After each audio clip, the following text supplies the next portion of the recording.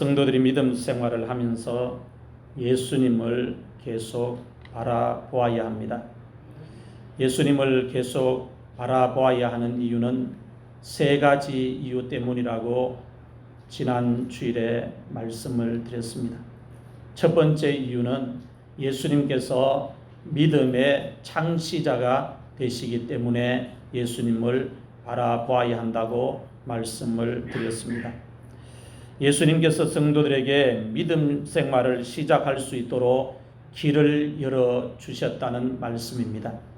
예수님께서 믿음 생활을 할 수 있도록 길을 열어주지 않으면 아무도 신앙생활을 시작할 수가 없습니다. 예수님을 믿을 수 있도록, 하나님을 섬길 수 있도록 길을 열어주셔야 하나님 앞에 나와서 믿음 생활을 시작할 수가 있는 것입니다. 두 번째로 성도들이 예수님을 바라보아야 하는 이유는 예수님께서 믿음의 완성자가 되시기 때문이라고 말씀을 드렸습니다. 예수님께서 우리가 가지고 있는 이 불완전한 믿음을 완전하게 만들어 주십니다. 우리의 믿음이 약하고 또 부족하고 흔들리고 불완전해도 우리의 믿음을 예수님께서 계속 붙들어 주시고 다듬어 주시면서 성화를 이루어가고 그 불완전한 믿음이 천국 가는데 지장이 없도록 완전한 믿음으로 만들어 주신다는 것입니다.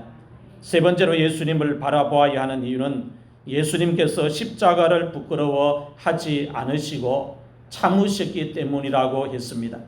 예수님께서 십자가를 끝까지 참으셨는데 그 십자가를 참으신 예수님을 바라볼 때에 성도들이 믿음 생활을 실패하지 아니하고 승리를 할 수가 있습니다. 기독교는 인간이 먼저 하나님을 찾는 종교가 아닙니다. 하나님이 먼저 인간을 찾아오시는 종교입니다. 세상의 모든 이방 종교는 인간이 신을 찾는 종교입니다. 그런데 기독교는 신이신 하나님이 인간을 구원하기 위해서 찾아오시는 그런 종교입니다. 그래서 기독교가 종교 중에 가장 고등 종교가 될 수가 있는 것입니다. 성경을 보면 아브라함이 먼저 하나님을 찾았다고 말씀을 기록하고 있지 않습니다. 하나님께서 먼저 아브라함을 찾아오셨다고 성경의 말씀을 기록하고 있습니다. 아브라함이 갈대아 우르에서 아버지와 함께 우상을 섬기면서 살았습니다. 아브라함이 갈대아 우르에서 우상을 섬기면서 살아가고 있었는데 그곳에 하나님이 찾아오셔서 아브라함을 불러내어 주셨습니다. 하나님께서 아브라함을 먼저 찾아가셨다는 말씀입니다. 야곱도 마찬가지입니다. 야곱이 먼저 하나님을 찾은 것이 아닙니다. 하나님께서 먼저 야곱을 찾아오셨습니다. 야곱이 베델 들판에서 돌을 베게 하고서 밤에 잠을 잤습니다. 돌을 베게 하고서 베델 들판에서 야곱이 잠을 자고 있는데 그 밤에 하나님께서 야곱을 찾아오셨습니다. 야곱에게 나타나셨습니다.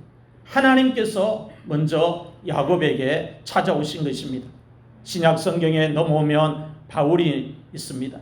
이 사도 바울이 한 일이 얼마나 큰 일입니까? 성경을 많이 기록한 저자입니다. 이 바울을 예수님이 먼저 찾아오셨습니다. 바울이 먼저 예수님을 찾지 않았습니다. 바울이 예수 믿는 사람들을 잡아 가두기 위해서, 교회를 핍박하기 위해서 군사들을 데리고 다메섹으로 내려갔습니다. 다메섹으로 내려가고 있는데 그 길에 부활하신 예수님이 사울아 사울아 하면서 이렇게 나타난 겁니다. 이 사울이 바울입니다. 바울에게 예수님이 먼저 찾아가시고 예수님이 먼저 나타나 주신 것입니다.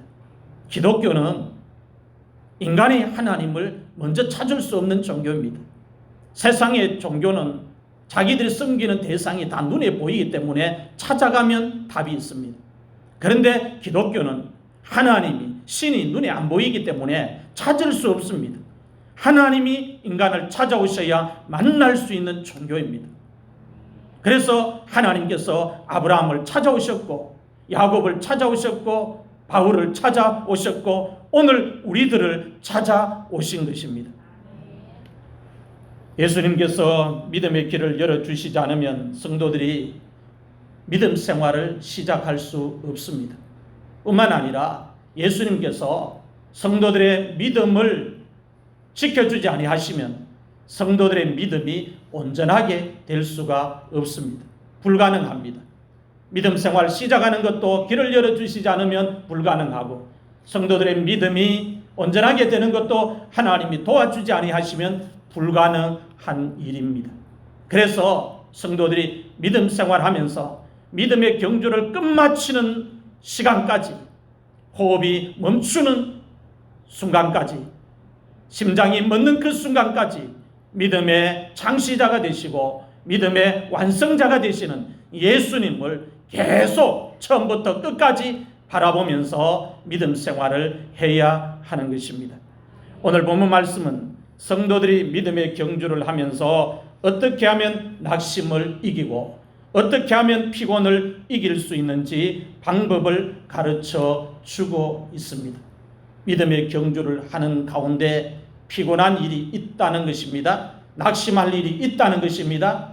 오늘 히브리서 기자가 우리에게 가르쳐 주는데 성도들이 믿음 생활하면서 믿음의 경주를 하면서 만나는 낙심, 당하는 모든 일들, 또 피곤한 일들을 어떻게 하면 극복할 수 있는지, 어떻게 하면 이길 수 있는지 그 방법을 성도들에게 가르쳐 주고 있습니다.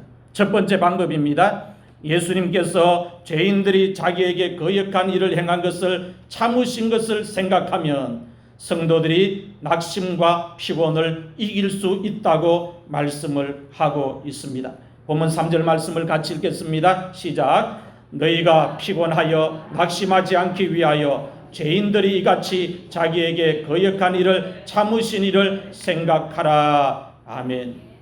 성도들이 낙심을 이기는 방법, 피곤을 이기는 방법을 가르쳐 주는데 예수님께서 죄인들이 자기에게 거역한 일을 행한 것을 참으신 것을 생각하면 성도들이 믿음 생활하는 가운데 발생하는 낙심 또 발생하는 피곤을 이길 수 있다고 가르치고 있습니다.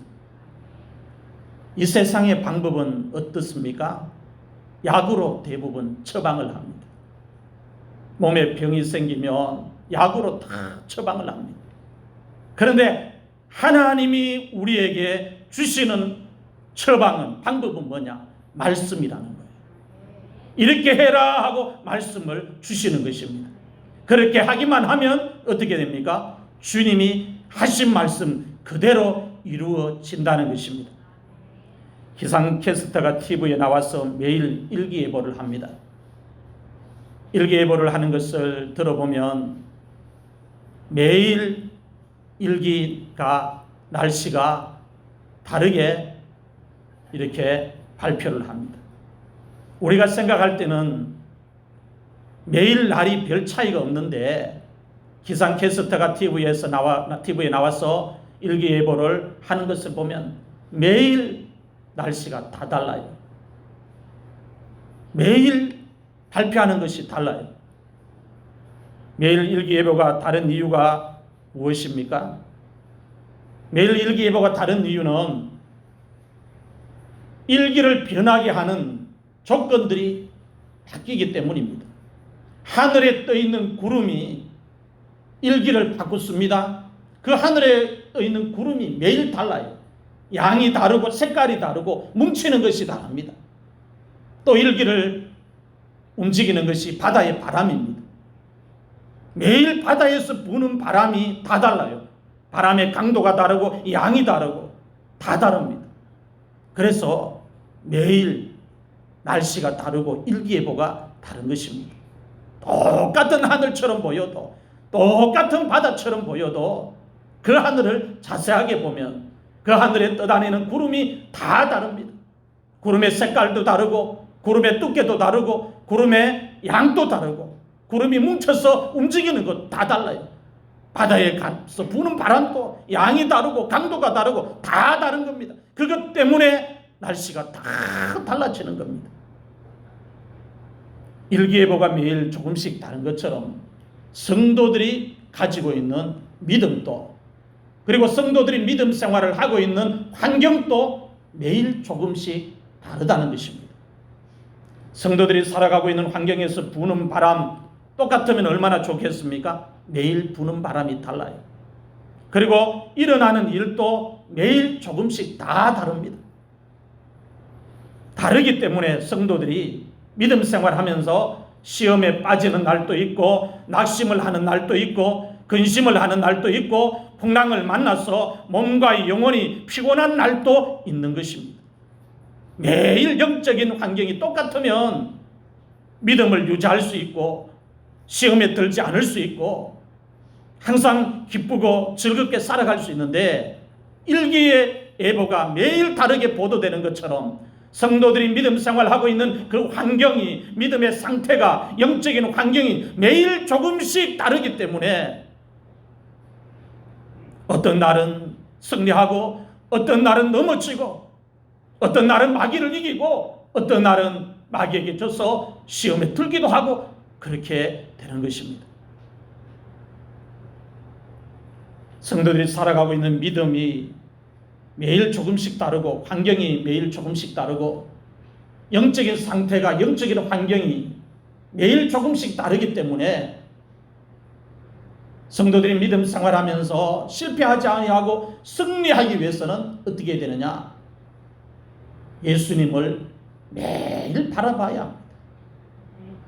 죄인들이 자기를 거역하신 것을 예수님이 보고도 하나님의 구원을 이루기 위해서 참으신 그 예수님을 생각하면서 그 예수님을 바라보면, 예수님이 참으셨지, 예수님이 참으셨지, 나도 참아야지, 나도 견뎌야지, 나도 이겨야지 하면서 버티고 또 버티고 나가면 시험은 어느 순간에 물러가게 되고, 마귀는 어느 순간에 우리를 공격했다가 또 물러가게 되고, 근심은 어느 순간에 떠나가게 되고, 절망도 어느 순간에 떠나가게 되는 역사가 일어난다는 것입니다.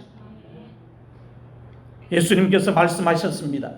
나는 포도나무요 너희는 가지니, 가지가 포도나무에 붙어 있지 아니하면 스스로 열매를 맺을 수 없다고 했습니다.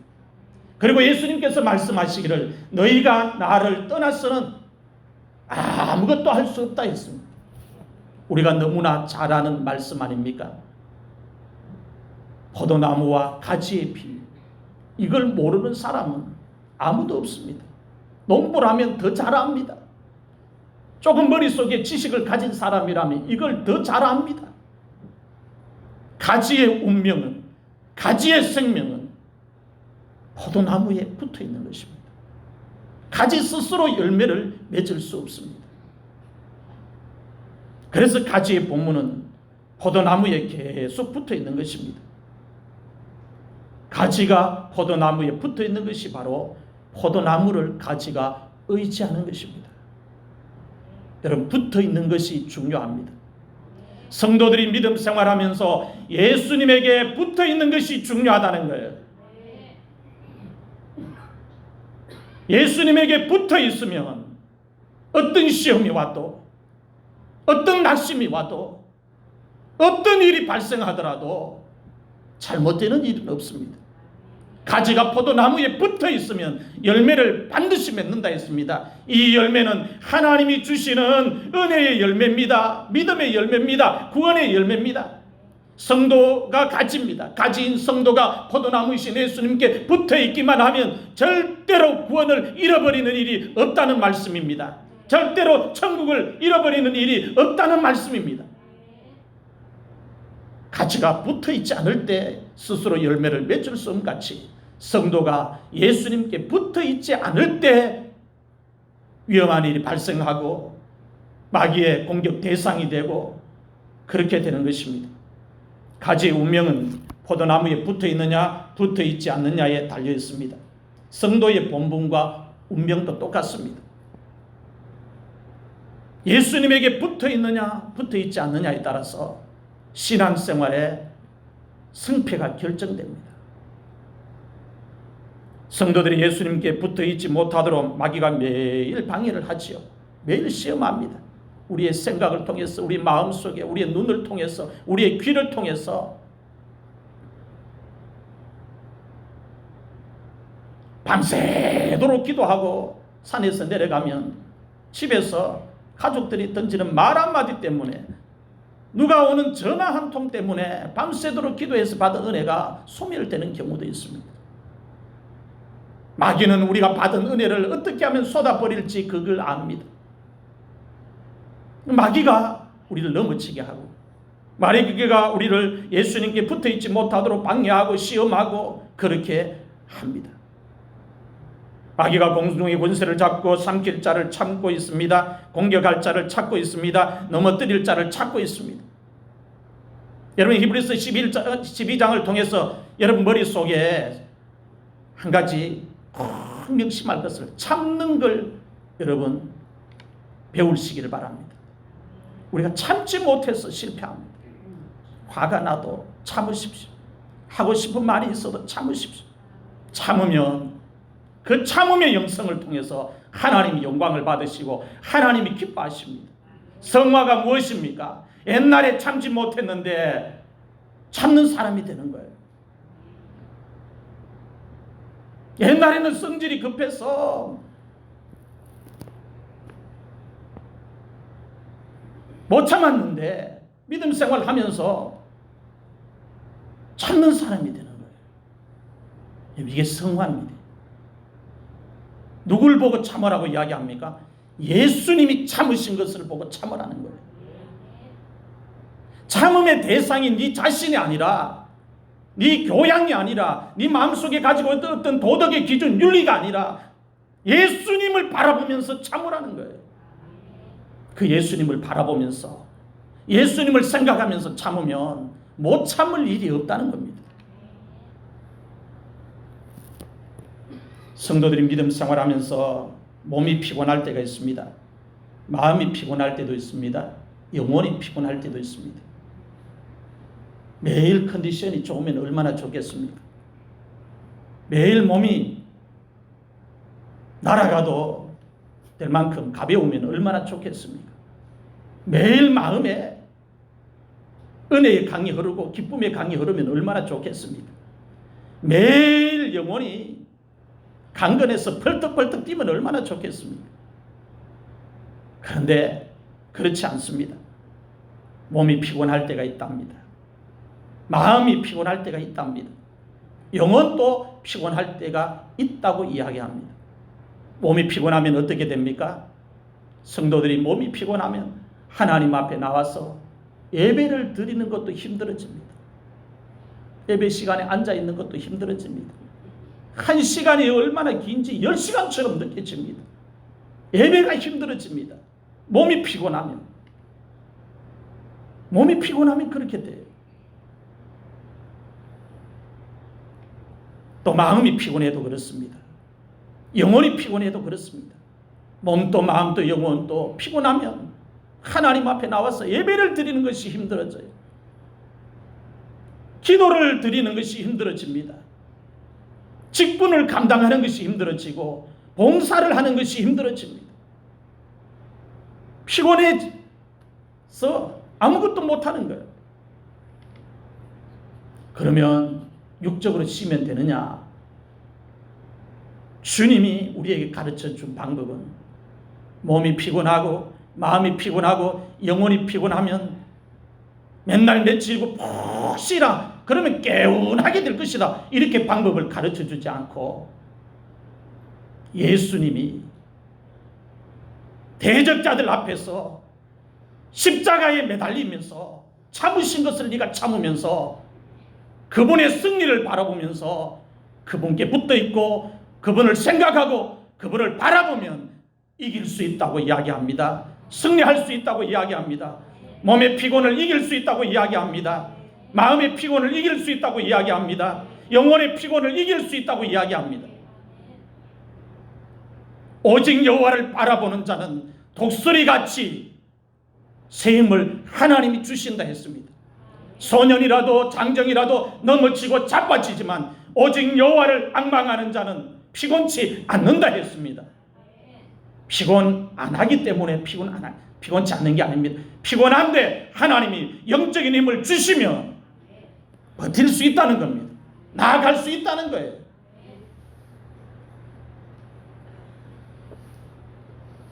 우리의 몸이 항상 성령 충만하면 얼마나 좋겠습니까? 우리의 마음도 우리의 영혼도 항상 성령 충만하면 얼마나 좋겠습니까? 우리의 가정에 항상 좋은 일만 일어나면 얼마나 좋겠습니까? 우리가 걸어가는 길이 항상 형통하면 얼마나 좋겠습니까? 우리의 믿음이 항상 뜨거우면 얼마나 좋겠습니까? 우리의 마음이 항상 기쁨이 충만하면 얼마나 좋겠습니까? 그런데 성경은 그렇지 않다. 피곤할 때가 있고 낙심될 때가 있다. 영혼의 상태가 매일 다르다. 영적인 환경이 매일 다르다. 그렇게 가르치고 있습니다. 성도들의 몸을 구성하고 있는 구성 물질이 질그릇처럼 연약하다고 성경은 이미 선언을 합니다. 연약하기 때문에 깨어지기 쉽고 부서지기 쉽고 상처받기 쉽고 병들기 쉽고 지치기 쉽고 피곤하기 쉽다는 거예요. 깨어지기 쉬운 것으로 몸이 구성되어 있기 때문에 문제를 만나면 낙심을 하게 되고 어려운 일을 만나면 낙심을 하게 되고 근심을 하게 되는 것입니다. 슬픈 일을 당해도 낙심하고 길이 막혀도 일이 꼬여도 부서지기 쉬운 깨어지기 쉬운 질그릇같이 연약한 것으로 몸이 구성되어 있기 때문에 낙심을 쉽게 하는 것입니다. 여러분 앞에 설교하는 목사도 자주 낙심합니다. 피곤할 때도 있습니다. 그러나 예수님 생각하고 예수님 붙들고 예수님 바라보면서 나아가는 것입니다. 그렇게 나아가다 보니까 승리로 이어지는 것입니다. 시험에 떨어져도 우리는 낙심합니다. 다니고 있던 직장을 잃어도 낙심을 하고 일자리를 잃어도 하고 있는 일이 줄어들어도 낙심을 합니다. 가족 중에 누가 아파도 낙심을 합니다. 낙심할 일이 많습니다. 히브리서 기자가 오늘 이 히브리서 편지를 받는 성도들에게 이야기합니다. 너희를 피곤하게 하는 일, 너희를 낙심하게 하는 이 일을 어떻게 하면 극복할 수 있는지, 어떻게 하면 이길 수 있는지 알아야 한다 하면서 우리에게 방법을 가르쳐 주고 있습니다. 히브리서 기자가 우리들에게 가르쳐준 방법은 예수님께서 죄인들이 자기에게 거역한 일을 보고도 대응하지 않고 참으신 것처럼 똑같이 참으면 성도들이 피곤을 이길 수 있고 낙심을 이길 수 있다고 방법을 가르쳐 주고 있습니다. 세상의 방법과 전혀 다른 방법을 우리에게 이야기하고 있습니다. 세상의 방법과 비슷하면 귀가 솔깃해서 따라가는데 주님이 우리에게 가르쳐준 방법은 세상의 방법과 전혀 다르기 때문에 믿음이 없으면 절대로 행할 수 없는, 따를 수 없는 방법이라는 것입니다. 그래서 믿음이 중요한 거예요. 대적자들이 예수님의 말씀을 거역했습니다.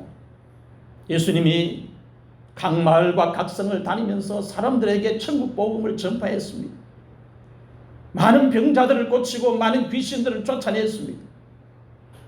예수님이 이 정도로 큰 일을 행하시고 역사를 일으키고 기적을 나타냈으면 소문을 들었든지 눈으로 봤든지 하면 뒤집어져야 되고 깨어져야 되고 야 예수님은 메시아다, 구주이시다, 그리스도이시다 따라와야 되는데 따라온 사람들도 있지만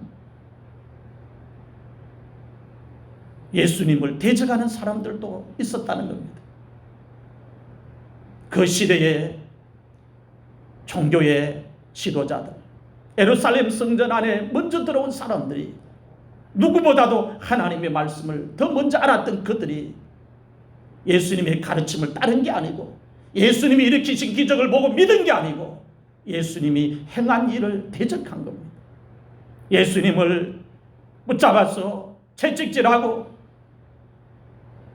예수님을 붙잡아서 십자가를 지게 하고 십자가에 못 박았습니다. 여러분 예수님이 누구십니까? 하나님이십니다. 성자 하나님이시고 하나님의 독생자이십니다. 그 예수님의 몸속에는 뭐가 있어요? 하나님의 신성이 충만합니다.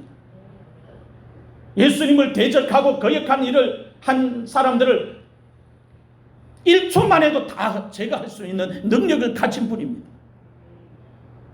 그런데 예수님이, 대적자들이 예수님에게 행한 그 일들을 보고도 그들을 제압하고 그들을 제거할 수 있는 능력이 있었지만은 그들에게 대응하지 아니하고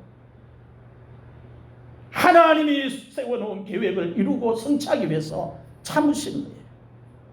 능력이 없어 참으면 수치가 되지 않습니다. 근데 능력을 가지고 참는 것은 보통 인격으로는 못 참습니다.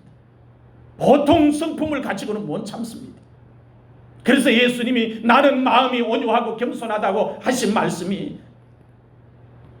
참을 수 없는 상황 속에서도 죄인들의 구원을 위해서 참으시는 예수님의 그 성품, 사람의 몸을 가지고 이 땅에 오셨지만 그 안에 신의 성품이 충만한데 그 예수님의 성품이 참으심으로 나타나서 그게 온유로 사람들에게 보여진 것입니다. 그 참으신 것을 생각하고 믿음 생활하면 성도들이 믿음 생활하면서 못 참을 일이 없다는 거예요. 어떤 피곤이 있어도 몸이 천근만근 무거워서 축 처져도 아버지 집에 나오는 시간은 하늘이 두 조각 나도 원칙 정해놓고 지키면 안 될 것 같은데 주님이 힘을 주세요. 피곤함을 주십니다. 이길 수 있도록 도와주십니다. 몸이 피곤하죠. 그런데 주님이 계시잖아요. 큰 권능을 가지신 주님이 계시잖아요. 우리의 약함을 아시는 주님이 계시잖아요. 우리를 도와주시려고 기다리고 계시는 주님이 계시잖아요. 하나님을 체험하면 하나님 앞에 나와서 예배 드리는 것이 얼마나 중요한지를 압니다. 내가 하나님을 소중하게 여길 때 그분이 내 인생의 위기에서 찾아오셔서 나를 소중하게 여기시고 나를 도와주신다는 겁니다. 내가 하나님을 소홀히 여길 때 하나님도 나를 소홀히 여긴다는 거예요. 내가 하나님을 멀리하면 하나님도 너 정신 좀 차리라 하고 상당한 시간 동안 거리를 유지하십니다. 성경은 이야기합니다. 나를 간절히 찾는 자가 나를 만날 것이다. 나를 사랑하는 자가 나의 사랑을 입을 것이다. 주님 말씀하셨는데 예배가 얼마나 중요합니까? 하나님 말씀을 듣는 것이 얼마나 중요합니까? 주님이 중요하다는 걸 생각하면 주님을 놓치지 않기 위해서 주님을 생각하게 되고 주님을 붙들게 된다는 겁니다. 여러분, 다른 것은 실수해도 괜찮지만 여러분들이 믿음 생활하면서 하나님 붙들고 살아가는 것은 실수하지 않기를 바랍니다. 연약하기 때문에 주님 붙들어야 됩니다. 지혜도 지식도 부족하기 때문에 주님 붙들어야 됩니다. 내가 걸어가고 있는 이 인생길이 한 번밖에 없기 때문에 실수하지 않기 위해서 주님을 붙들어야 되는 거예요.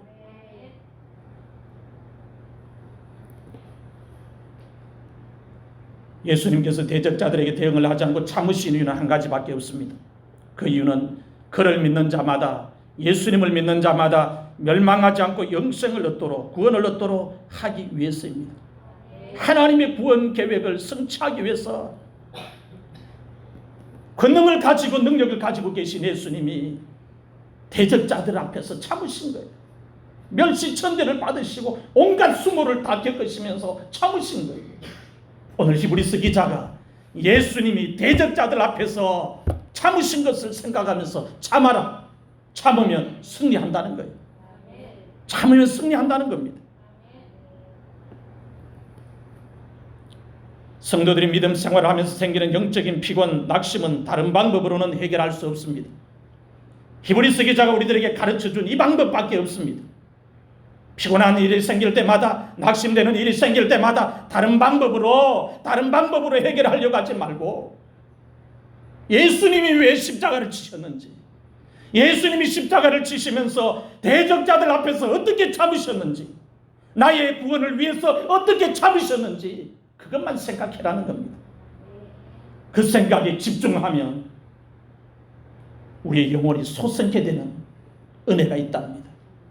그것에 집중하면 우리를 낙심케 하는 일들이 해결되는 역사가 있다는 것입니다.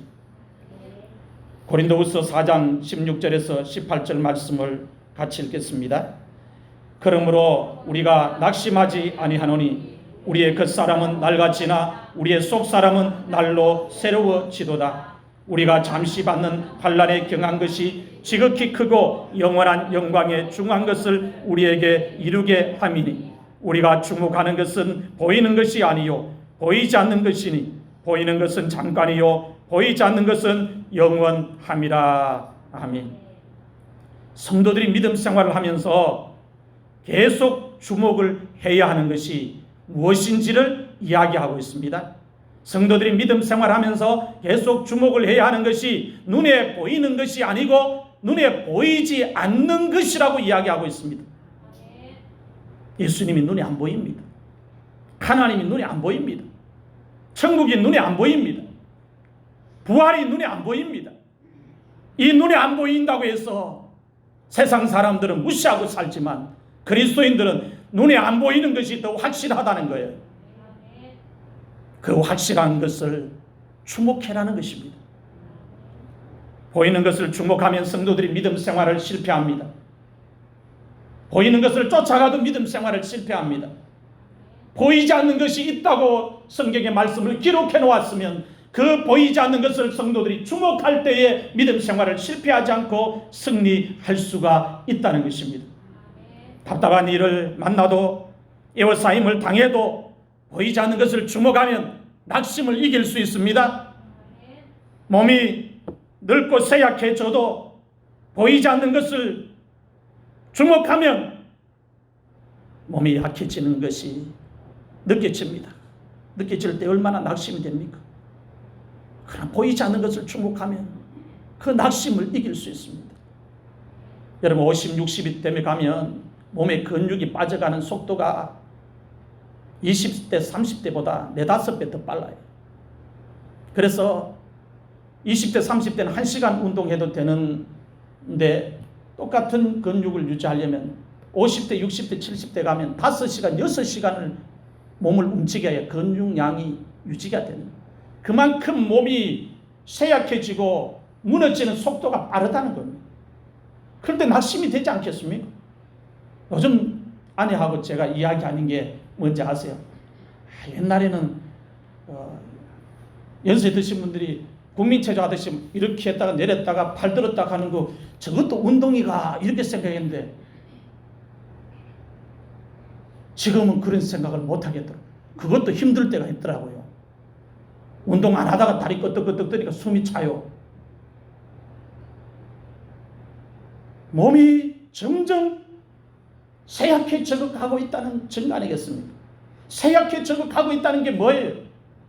우리의 인생의 마지막 날이 우리가 느끼든 인정하지 않든 인정하든 다가오고 있다는 거예요. 그럴 때 낙심을 어떻게 이길 수 있습니까? 그럴 때 죽음을 어떻게 이길 수가 있습니까? 예수님 생각하라는 거예요. 예수님 생각하면 그 사람이 후패하고 늙어서 몸이 쇠약해져도 내 속사람 영혼은 강건하여지고 천국을 기다리고 있고 소망을 가지니 이길 수 있다고 이야기하고 있습니다. 눈에 보이는 것은 잠깐이지만 눈에 보이지 않는 것은 영원합니다. 사랑하는 성도 여러분, 믿음의 경주를 하는 동안 몸이 피곤할 때, 마음이 피곤할 때, 영혼이 피곤할 때 다른 방법으로 여러분 몸부림치지 마시고 예수님이 대적자들 앞에서 어떻게 십자가를 참으셨는지, 어떻게 멸시와 수모를 참으셨는지 그것을 생각하면서 믿음 생활을 버텨나가시기를 바랍니다. 참으시기를 바랍니다. 그러면 승리하게 돼 있어요. 이미 예수님이 승리하셨기 때문에 예수님 따라가면 예수님 승리, 내 승리가 되는 것입니다. 두 번째로 성도들이 죄와 싸우고 있지만 아직 피 흘리기까지는 대항하지 않았다고 말씀하고 있습니다. 본문 4절 말씀을 같이 읽겠습니다. 시작. 너희가 죄와 싸우되 아직 피 흘리기까지는 대항하지 아니하고. 아멘. 여기서 죄는 1절에서 말하는 죄가 아닙니다. 성도들을 핍박하고 있는 악의 세력들을 말합니다. 성도들이 악의 세력들로부터 공격을 받을 수 있습니다. 핍박을 받을 수 있습니다. 순환을 당할 수 있습니다. 초대교회 성도들이 대적자들로부터, 악의 세력들로부터, 하나님을 반대하는, 복음을 반대하는 세력들로부터 핍박을 받았고 순환을 받았고 공격을 받았습니다. 히브리서 기자가 지금 성도들이 받는 순환을 비교하면서 성도들에게 설명을 하는데, 어떻게 설명을 하고 있는가 하면은, 성도들이 믿음 생활을 하면서 악의 세력들로부터 받는 순환, 그리고 핍박을 그리스도께서 대적자들에게 받은 순환을 비교하면서 설명을 하고 있습니다. 모든 사람들이 생각합니다. 내가 받는 고난이 제일 힘든다. 맞습니다. 틀린 말 아닙니다. 내 믿음에 알아서 그 시험이, 그 고통이, 그 고난이 주어지기 때문에 제일 힘든 건 맞습니다. 그런데 히브리서 기자가 이야기합니다. 아무리 힘든 고난을 당하고 아무리 힘든 핍박을 받고 순환을 당하더라도, 그 순환을 당할 때, 핍박을 받을 때, 낙심되는 일을 만날 때 그리스도께서 당하신 고난과 내가 받는 고난과 비교를 해봐라.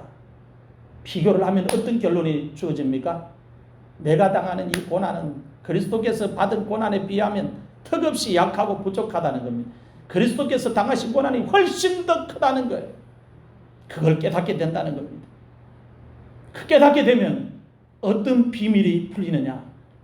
주님이 이 고난 참으셨는데, 주님이 이 핍박을, 이 멸시를, 이 수모를, 이 낙심을 참으셨는데, 내가 당하는 이것 아무것도 아니야. 내가 당하고 있는 이 가난, 궁핍, 벌벗음, 배고픔, 목마름, 핍박, 아픔, 질병, 이거 자식들 속삭이는 거, 이거 아무것도 아니야. 이런 결론이 주어진다는 겁니다. 주님 생각 안 하고 내 생각에 집중하니까 낙심이 되는 거예요. 내가 제일 억울한 것 같고, 내가 제일 불행한 사람인 것 같고, 그런 생각이 드는 거예요. 그런데 예수님이 당하신 고난을 생각하고 받으신 핍박을 생각하면 내가 당하고 있는 것, 이건 턱없이 비교도 안 될 만큼 약하다는 겁니다.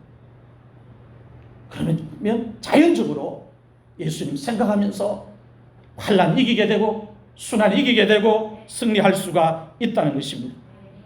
너희가 죄와 싸우되 아직 피 흘리기까지는 대항하지 아니했다는 말씀을 하고 있습니다. 이 말씀은 무슨 뜻인가 하면, 성도들이 지금 악의 세력들과 맞서 싸우고 있지만, 핍박을 받고 있지만, 어려운 일을 당하고 있지만 아직 순교를 하는 데까지는 이르지 못했다는 말씀입니다. 피 흘리는 것은 순교를 말합니다. 예수님이 피를 흘리면서, 십자가를 통해서 피를 흘리면서 피를 다 쏟으시고 순교하셨잖아요. 돌아가셨잖아요. 죽으셨잖아요. 그걸 지금 이야기하고 있습니다. 성도들이 고난을 당할 때 믿음의 증인들이 당했던 순환을 생각하라는 겁니다. 우리보다 앞서 믿음 생활을 했던 믿음의 증인들, 선진들이 어떻게 순환을 참았는지, 어떻게 핍박을 참았는지, 어떻게 낙심되는 일을 참았는지 생각하라는 거예요. 초대교회 성도들이 숨어서 믿음 생활했습니다. 붙잡히면 죽습니다. 사자굴에 던져지고 십자가에 못 박혀서 처형을 당하고, 초대교회 성도들은 예배도 자유롭지 못했고, 모이는 것도 자유롭지 못했고, 찬송도 자유롭지 못했습니다. 얼마나 낙심되겠습니까? 하나님을 참여하고 싶은데 참여할 환경이 허락되지 않습니다. 하나님을 예배하고 싶은데 예배할 환경이 없습니다. 얼마나 낙심되겠습니까? 그러나 그런 낙심도, 그런 핍박도 예수 그리스도께서 피 흘리기까지 대항하지 아니하시고 자기 목숨을 내어놓으신 것을 생각하면 그 핍박, 그 낙심 이길 수 있다는 것입니다. 견딜 수 있다고 가르칩니다. 믿음의 선진들이 순환을 당한 것을 성경은 기록하고 있습니다. 사드락과 메삭과 아벳느고가 하나님을 섬기는 신앙을 지키다가 불물불에 던져졌어요. 우리는 기록된 성경을 읽지만 이 사드락과 메삭과 아벳느고가 우리들 자신이라고 한번 생각해 봐요. 우리 가족 중에 이런이라고 생각을 해봐요. 이게 보통 핍박이고 보통 시련입니까? 샘물이 녹는 풀무불입니다. 하나님 섬기는 신앙 믿음치게다가 그곳에 던져집니다. 불같은 시험이에요. 믿음의 선진들이, 우리보다 앞선 믿음의 선진들이 당했던 순환입니다. 다니엘이 하나님을 섬기다가 사자굴에 던져졌습니다. 사자가 보통 짐승입니까? 사자 이빨이 보통 이빨입니까? 우리의 허벅지를 물어도 그 뼈가 으스러지는 강한 이빨을 가지고 있습니다. 어른거리면 간담이 녹을 만큼 무서운 짐승입니다. 하나님을 섬기는 신앙을 지키다가 믿음의 선진들이, 다니엘이 사자굴에 던져졌다고 성경은 기록하고 있습니다. 우리보다 믿음 생활을 앞서서 한 믿음의 정인들, 선진들이 순환을 어떻게 참았는지, 핍박을 어떻게 참았는지, 믿음을 어떻게 지켰는지 생각하라는 거예요. 아브라함이 하나님의 말씀을 순종하기 위해서 아들 이삭을 모리아산에 데리고 가서 하나님께 제물로 바쳤습니다. 아브라함이 이삭을 하나님께 제물로 바친 것은 영적으로 순환을 당한 것입니다. 아들 바치는 게 쉽나요? 그냥 주의 종으로 보내겠습니다, 이 서원이 아니잖아요. 아들을 죽이는 일 아닙니까? 이게 보통 일입니까? 하나밖에 없는 외아들을 죽여야 되는 아브라함의 심정 얼마나 낙심됩니까? 얼마나 근심이 크겠어요? 하나님 이럴 수는 없습니다. 하나님 다른 건데 다 요구해도 다 들어줄 수 있는데 아들만큼은 안 됩니다 라고 이렇게 저항할 수도 있지 않습니까? 그런데 아브라함은 자기에게 닥쳐진 순환을 받아들입니다. 그리스도의 고난에 참여합니다. 믿음의 길을 꿋꿋하게 걸어갑니다. 성경은 그 아브라함의 믿음을 인정하고 칭찬하고 있습니다. 초대교회 성도들도 예수님을 믿으면서 핍박을 받았습니다. 핍박을 받으면, 순환을 받으면 몸도 피곤하고 마음도 약해지고 영혼도 피곤하고 그렇게 되는 것입니다. 바울도 순환을 많이 당했습니다. 고린도후서 11장 23절에서 27절 말씀을 같이 읽겠습니다. 시작. 내가 수고를 넘치도록 하고 옥에 갇히기도 더 많이 하고 매도 수없이 맞고 여러 번 죽을 뻔하였으니 유대인들에게 40에서 하나 감암매를 5번 맞았으며 3번 대장으로 맞고 1번 돌로 맞고 3번 파선하고 일주야를 깊은 바다에서 지냈으며 여러 번 여행하면서 강의 위험과 강도의 위험과 동족의 위험과 이방인의 위험과 시내의 위험과 광야의 위험과 바다의 위험과 거짓 형제 중에 위험을 당하고 또 수고하며 예수고 여러 번 자지 못하고 줄이며 목마르고 여러 번 굶고 춥고 헐벗어노라. 아멘. 바울이 감옥에 갇혔습니다. 몸이 얼마나 피곤하겠습니까? 채찍에 맞았습니다. 매를 맞았습니다. 40에 하나 감한 매를 바울이 5번 맞았습니다. 채찍으로도 맞고 몽둥이로도 맞고 돌로도 맞았습니다. 감옥에도 여러 번 갇혔습니다. 강도의 위험도 당했습니다. 배가 파선하는 일도 3번이나 당했습니다. 여러 번 굶주렸고 여러 번 추위에 떨었고 여러 번 목말랐다고 이야기하고 있습니다. 잠을 제대로 자지 못했습니다. 얼마나 피곤하겠습니까? 이런 일을 당할 때마다 얼마나 낙심이 되겠습니까? 그런데 성경은 바울이 낙심했다고 이야기합니까? 피곤 때문에 쓰러졌다고 이야기합니까? 그렇지 않습니다. 예수 그리스도를 생각하면서 승리했다고 이야기합니다. 피곤을 이기고 낙심을 이기고 절망을 이기고 자기 앞에 당한 고난을 다 이겼다고 이야기하고 있습니다. 예수님이 정답입니다. 예수님 생각하고 예수님 바라보면 다 이길 수 있습니다. 근심도 낙심도 절망도 고난도 핍박도 가난도 피곤도 예수님 바라보고 예수님 생각하면 다 이길 수 있고 다 견딜 수 있어요. 고린도전서 15장 57절에서 58절 말씀을 같이 읽겠습니다.